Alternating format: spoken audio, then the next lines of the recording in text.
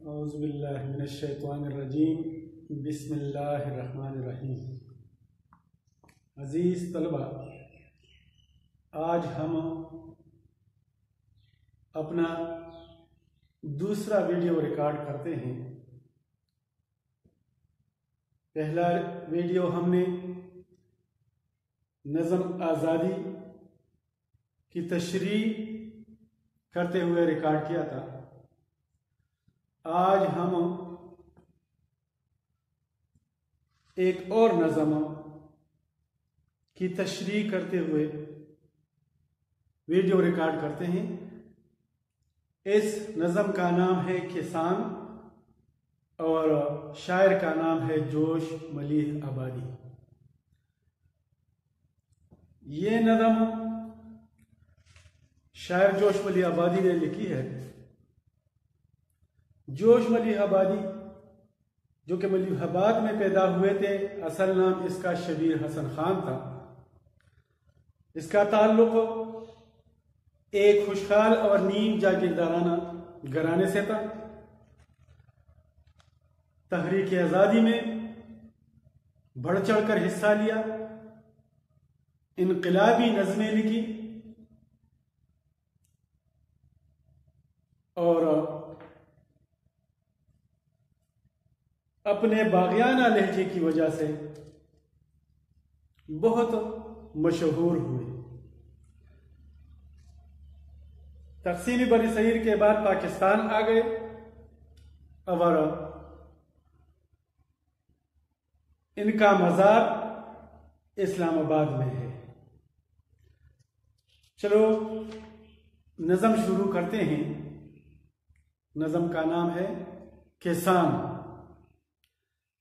پہلا شعر ہے: ناظر گل پاسبان رنگ بو گلشن پناہ، ناز پرور لہلہاتی کیتیوں کا بادشاہ۔ اس نظم میں شاعر جوش ملیح آبادی نے کسان کی بڑائی کو بیان کیا ہے کہ کسان بہت اچھا کام کرتا ہے معاشرے کے لیے۔ ان کی تعریف میں یہ نظم لکھی ہے۔ کہتا ہے کہ یہ ناظر گل ہے، یعنی پھولوں پر نظر رکھتا ہے، پھولوں پر نظر رکھتا ہے، اور پاسبان رنگ بو، رنگوں اور خوشبو کا پاسبان ہے، محافظ ہے، اور گلشن پناہ، گلشن کے لیے یہ ایک پناہ گاہ کا درجہ رکھتا ہے۔ باغ کے لیے یہ ایک امن کا گہوارہ ہے، ایک پناہ گاہ ہے، کیونکہ باغ کا یہ خیال رکھتا ہے یہ کسان۔ اور یہ ناز پرور ہے، یعنی باغوں، فصلوں، پھلوں پھولوں کی نازوں کو اٹھاتا ہے، اور لہلہاتی کھیتیوں کا بادشاہ ہے۔ لہلہاتی یعنی لہراتی کھیتیاں، فصلیں جو ہیں کھیتوں میں، اس کا یہ بادشاہ ہے۔ یعنی وہ فصلیں جو ہے یہ اس پر راج کرتا ہے، اس کا بادشاہ ہے۔ یہ فصلیں کسان کی وجہ سے ہوتی ہیں، اس کی وجہ سے یہ پروان چڑھتی ہیں اور ترقی کرتی ہیں۔ تو یہ فصلوں کا بادشاہ ہے، پھولوں کا خیال رکھنے والا ہے، اور رنگوں اور خوشبو کا محافظ ہے۔ شعر نمبر 2 میں شاعر کہتا ہے: وارث اسرار فطرت، فاتحی امید و بین، محرم اسرار باراں، واقف طبع نسیم۔ یہ قدرت کے رازوں کا وارث ہے، وارث اسرار فطرت. یہ قدرت کے رازوں کو جانتا ہے، ان کے رازوں کا یہ وارث ہے. اس کو پتہ ہوتا ہے کہ میری فصل کے لیے کون سا موسم اچھا ہے، بارش اچھی ہے یا خشک موسم اچھا ہے، یا دھوپ اچھی ہے، یا کون سے موسم میں فصل کے لیے کیا کرنا چاہیے. یہ سارے رازوں کو جانتا ہے. یا میرے فصل کو پانی کی ضرورت ہے، زمین کو نرم بنانے کی ضرورت ہے. یہ مختلف چیزوں کا راز جانتا ہے. تو وارث اسرار فطرت، فطرت کے رازوں کو یہ وارث ہے، اس کا جاننے والا ہے. اسرار سر کی جمع ہے، راز کو کہتے ہیں.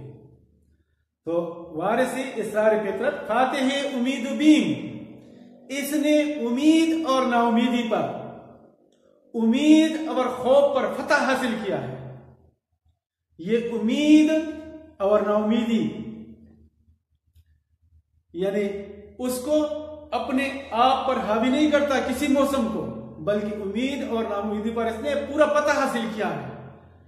اپنا حوصلہ ہر وقت قائم رکھتا ہے.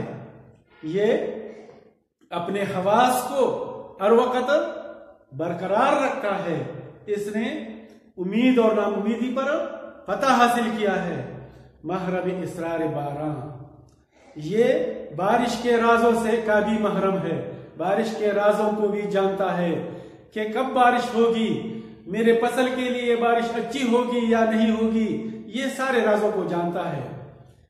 اور واقف طبع نسیم، بادی نسیم، صبح کی ہوا کی طبیعت سے بھی یہ باخبر ہے، اس سے بھی واقف ہے.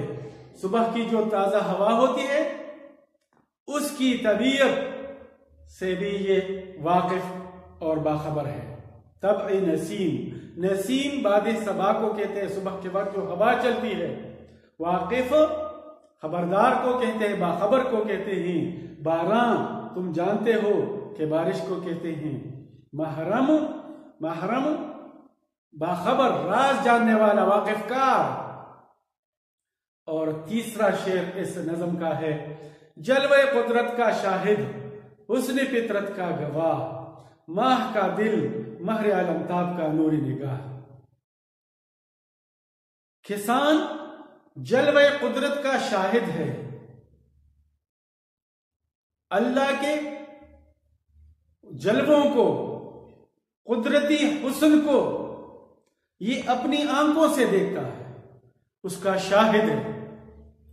جلوہ قدرت کا شاہد، قدرتی جلووں کو یہ اپنی آنکھوں سے دیکھتا ہے. ہم یوں کہہ سکتے ہیں کہ کسان کھیت میں دانا بوتا ہے، چند دنوں بعد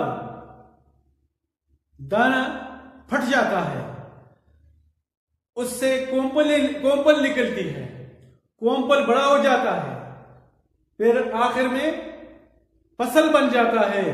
تو یہ سارے مرحلے کسان اپنی آنکھوں سے دیکھتا ہے. اس لیے کہتے ہیں کہ جلوہ قدرت کا شاہد، یعنی قدرتی جلووں کو یہ اپنی آنکھوں سے دیکھتا ہے، اس کا شاہد اور گواہ ہے. اور حسن فطرت کا گواہ، فطرتی حسن کا یہ گواہ اور شاہد ہے. فطرتی حسن کو یہ ہر وقت دیکھتا ہے، یہ ہر وقت فطرتی ماحول میں گھومتا پھرتا ہے، اس میں کام کرتا رہتا ہے، کھیتوں میں لگا رہتا ہے، کام کرتا ہے. اس لیے یہ حسن فطرت کا گواہ ہے. ماہ کا دل، یعنی ماہ چاند کو کہتے ہیں. چاند کا یہ دل ہے، چاند کے لیے یہ بہت پیارا ہے، چاند کے لیے یہ بہت عزیز ہے، چاند کے لیے دل کا درجہ رکھتا ہے. ماہ کا دل، مہر عالمتاب کا نور نگاہ. مہر سورج کو کہتے ہیں، مہر عالمتاب، عالمتاب دنیا کو جہان کو روشن کرنے والا، دنیا اور جہان کو روشن کرنے والا سورج، اس کے لیے بھی یہ نوری نگاہ کا حیثیت رکھتا ہے، یعنی اس کے آنکھوں کا نور ہے، اس کی آنکھوں کی روشنی، یعنی اس کے لیے بھی بہت زیادہ عزیز ہے۔ سورج اور چاند دونوں کے لیے یہ کسان جو ہے بہت عزیز ہے، بہت پیارا ہے۔ اور شعر نمبر 4 میں شاعر کہتا ہے، قلب آہن جس کے نقش پا سے ہوتا ہے رقیق، شعلہ خو جونکوں کا ہمدم، تیز کرنوں کا رفیق۔ کسان ایک ایسا آدمی ہے کہ سخت سے سخت دل، سخت سے سخت زمین کسان کے پہنچ جانے سے نرم پڑ جاتا ہے۔ سخت ترین زمین بھی کسان کا قدم پہنچ جانے سے نرم پڑ جاتا ہے۔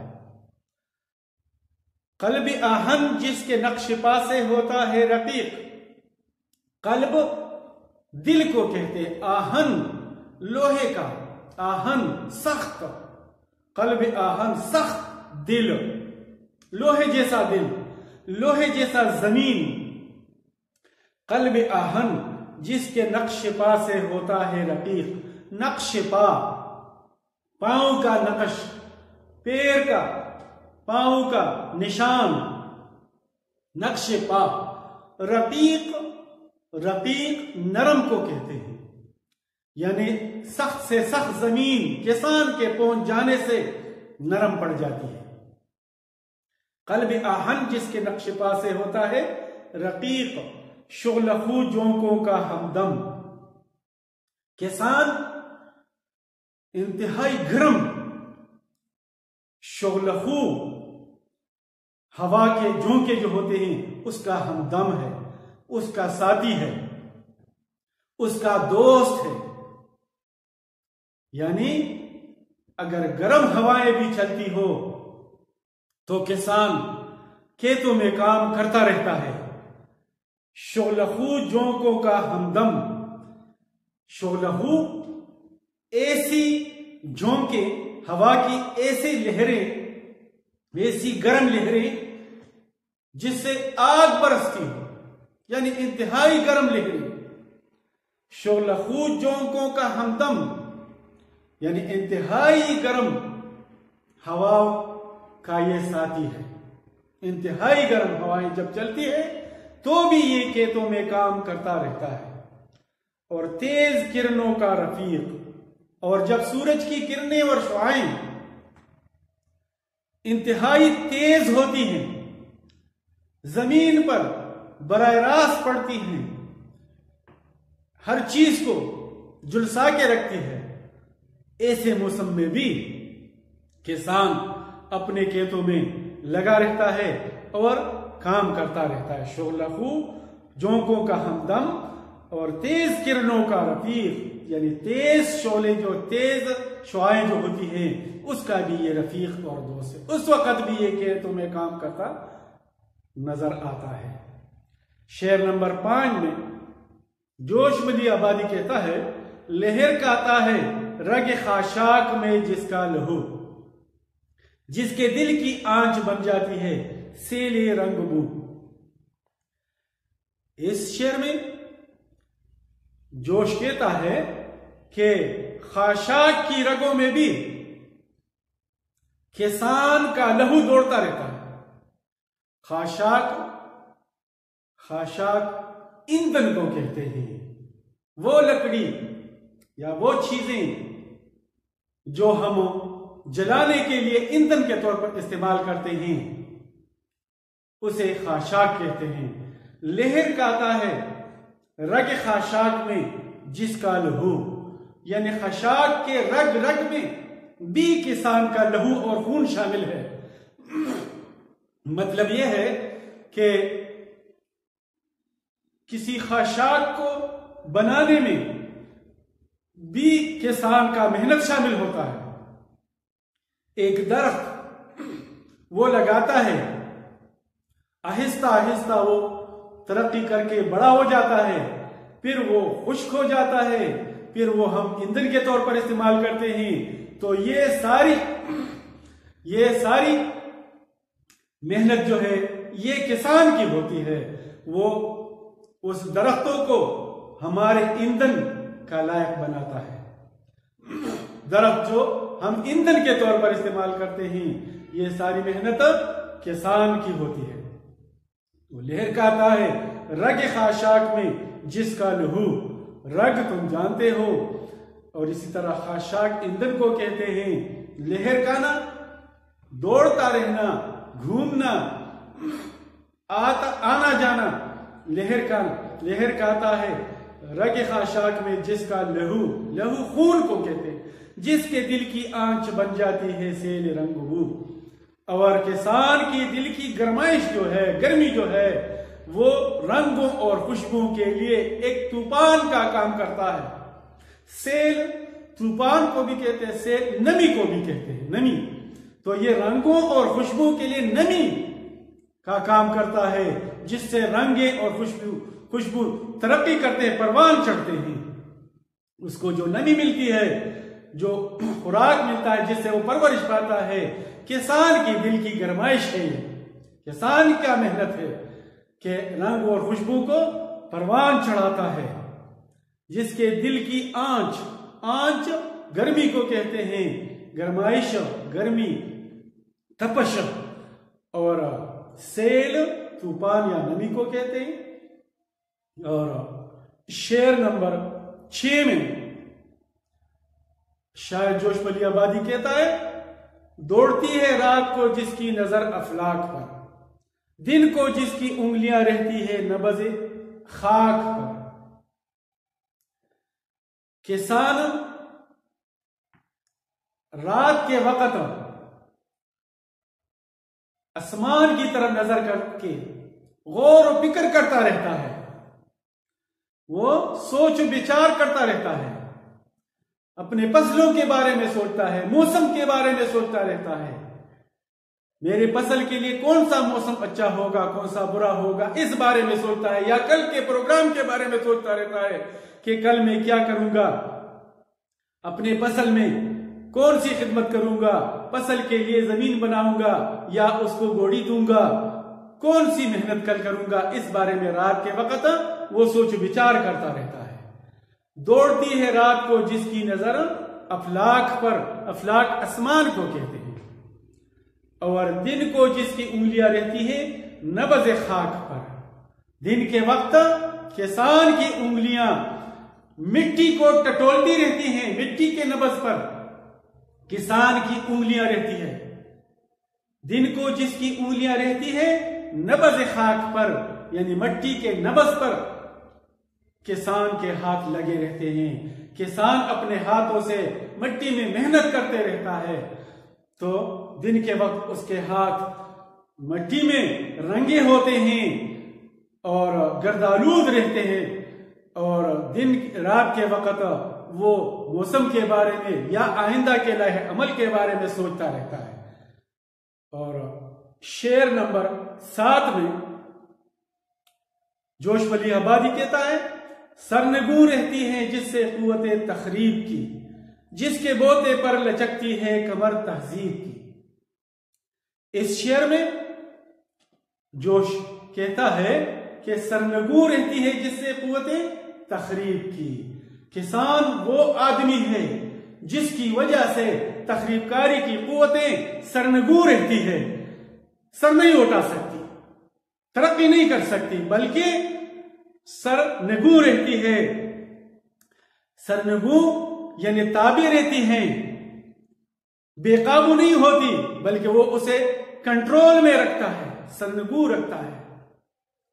سرنگوں رہتی ہے جس سے قوت تخریب کی، تخریب کاری کی، خرابی کی قوتیں جو ہیں، جس کی وجہ سے سرنگوں اور تابع رہتی ہیں، وہ کسان ہے، اور جس کے بوتے پر لچکتی ہے کمر تہذیب کی۔ اور کسان وہ آدمی ہے جس کے بل بوتے پر جس کی وجہ سے تہذیب کی کمر میں لچک آ جاتی ہے، تہذیب ترقی کرتا ہے، تہذیب پرورش پاتی ہے، تو جس کے بوتے پر لچکتی ہے کمر تہذیب کی، بوتے پر بل بوتے پر، جس کی وجہ سے تہذیب میں ترقی آتی ہے، تہذیب معاشرہ ترقی کرتا ہے، یعنی تہذیب کی کمر میں لچک آنا، کمر میں تہذیب میں ترقی ہونا، نشو نما ہونا، تہذیب کا پرورش پانا، یعنی اس میں خوبصورتی آنا تہذیب میں، تو جس کے بوتے پر لچکتی ہے کمر تہذیب کی، جس کی وجہ سے تہذیب کی کمر میں لچک پیدا ہو جاتی ہے، خوبصورتی پیدا ہو جاتی ہے اور ترقی کرتی ہے۔ کسان وہ آدمی ہے، اور جس کی محنت سے، یہ 8واں شعر ہے، جس کی محنت سے پبکتا ہے تن آسانی کا باغ، جس کی ظلمت کی ہتھیلی پر تمدن کا چراغ۔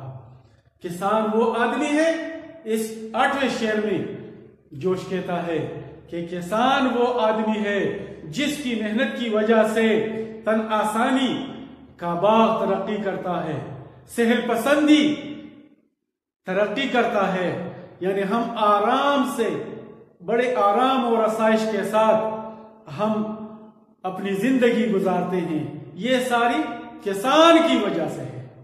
کسان محنت کرتا ہے اور ہم آرام سے گھر بیٹھ کر اس کی محنت کا پھل کھاتے ہیں، تو جس کی محنت سے پبکتا ہے تن آسانی کا باغ، جس کی محنت سے پبکتا ہے، پھلتا پھولتا ہے، ترقی کرتا ہے، پرورش پاتا ہے، جس کی محنت سے پبکتا ہے تن آسانی کا باغ۔ تن آسانی سہل پسندی کو کہتے ہیں، آرام طلبی کو کہتے ہیں، یعنی آرام طلبی اور سہل پسندی کا باغ، یعنی ہم آرام طلب اور سہل پسند بن جاتے ہیں کسان کی وجہ سے، اس کی محنت کی وجہ سے ہم آرام سے زندگی گزارتے ہیں، ورنہ ہم بھی دن رات اپنے لیے دوڑتے رہتے تھے اور امن اور آرام ہمارے زندگی میں بہت کم ہوتا تھا۔ اور جس کی ظلمت کی ہتھیلی پر تمدن کا چراغ، اور کسان کا اپنا ہتھیلی اگرچہ ہر وقت گرد اور غبار میں گندا رہتا ہے، کالا ہو جاتا ہے، سیاہ ہو جاتا ہے، تو ظلمت اس لیے کہا ہے، اس کے ہتھیلی کو کالا یا سیاہ ہتھیلی کہا ہے، اندھیرا، جس کی ظلمت کی ہتھیلی پر تمدن کا چراغ، اس کے گندا، اس کے خراب ہاتھوں میں تہذیب و تمدن کا چراغ ہے۔ تہذیب و تمدن کو روشنی کسان کے خراب ہاتھوں سے ملتا ہے۔ کسان اپنے ہاتھوں کو مٹی میں خراب کر دیتا ہے تو اس کا پل تہذیب و تمدن کو ملتا ہے۔ تہذیب و تمدن ترقی کرتا ہے، جس کی ظلمت کی ہتھیلی، ظلمت اندھیرے کو کہتے ہیں، سیاہ کو کہتے ہیں، سیاہی کو کہتے ہیں ظلمت، اور تمدن کا تہذیب و تمدن، معاشرے کی طرز زندگی، تہذیب و تمدن، چراغ اور روشنی کو کہتے ہیں۔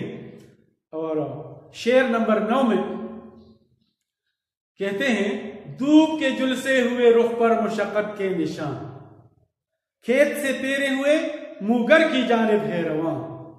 کسان کا چہرہ جو ہوتا ہے، رخ جو ہوتا ہے، وہ دھوپ سے جلسا ہوا ہوتا ہے، سورج کی تپش سے وہ جلسا ہوا ہوتا ہے، وہ جل جاتا ہے۔ تو دھوپ کے جلسے ہوئے رخ پر مشقت کے نشان، اس کے جلے ہوئے چہرے پر مشقت کے نشان پائے جاتے ہیں، اس کے چہرے پر مشقت کے بل پڑ جاتے ہیں اس کے چہرے پر، کہ وہ محنت و مشقت کر کے اپنے چہرے کو خراب کر دیتا ہے، اپنے چمڑے کو خراب کر دیتا ہے۔ دھوپ کے جلسے ہوئے رخ پر مشقت کے نشان، دھوپ سورج کو کہتے ہیں، گرمی کو، سورج کے گرمی کو کہتے ہیں دھوپ، جلسا جلا ہوا رخ چہرے کو کہتے ہیں مشقت، محنت، مشقت تم جانتے ہو، نشان، علامات، نشانات، اس کے چہرے ہوئے، اس کے جلسے ہوئے دھوپ پر، اس کے جلسے ہوئے چہرے پر دھوپ کے نشانات ہوتے ہیں اور کھیت سے پیرے ہوئے منہ گھر کی جانب ہے رواں. یعنی سارا دن کھیت میں کام کر کے وہ اپنے چمڑے کو، اپنے سکن کو خراب کر کے رکھ دیتا ہے، اور پھر شام کے وقت اپنے گھر کو جب واپس جاتا ہے تو اس کا جسم پورا جلسا ہوا نظر آتا ہے. تو کھیت سے پیرے ہوئے منہ گھر کی جانب ہے رواں. شام کے وقت وہ گھر کی طرف جب واپس جاتا ہے تو اس کی حالت یہ ہوتی ہے کہ بہت تھکا ہوا ہوتا ہے، بہت محنت کر کے واپس گھر کو لوٹتا ہے. تو آخری شعر میں جوش ملک آبادی کہتا ہے، ٹوکرا سر پر بغل میں پوڑا، تیوری پہ بل، سامنے بیلوں کی جوڑی، دوش پر مضبوط حل. آخری شعر جو کہ مقطع ہے، پہلے شعر کو مطلع کہتے ہیں، آخری شعر کو مقطع کہتے ہیں. اس مقطع میں جوش ملی آبادی کہتا ہے کہ جب یہ واپس گھر کو لوٹتا ہے شام کے وقت کسان، اس وقت بھی یہ بڑے محنت اور مشقت کے ساتھ گھر کو واپس آتا ہے. یعنی اس وقت بھی اس کے سر پر ٹوکرا ہوتا ہے، ٹوکرا سر پر، بغل میں پھوڑا، یعنی اس کے بغل میں پوڑا ہوتا ہے، کدال ہوتا ہے، سر پر ٹوکری ہوتی ہے. جب واپس آتا ہے کھیت سے واپس لوٹتا ہے شام کے وقت، اور بل پر تیوری ہوتی ہے، بل پر، چہرے پر، پیشانی پر تیوری ہوتی ہے، تیوری، اور اس پر نشانات پڑے ہوتے ہیں، اور سامنے بیلوں کی جوڑی. اس وقت بھی اس کے آگے آگے بیلوں کی جوڑی ہوتی ہے، بیل ہوتے ہیں جس کو جتے ہوئے آگے رکھتا ہے اور گھر کی طرف جاتا ہے. اور دوش پر مضبوط حل، کندھے پر اس وقت بھی مضبوط حل رکھ کے وہ گھر کو واپس لوٹتا ہے. تمت بالخیر.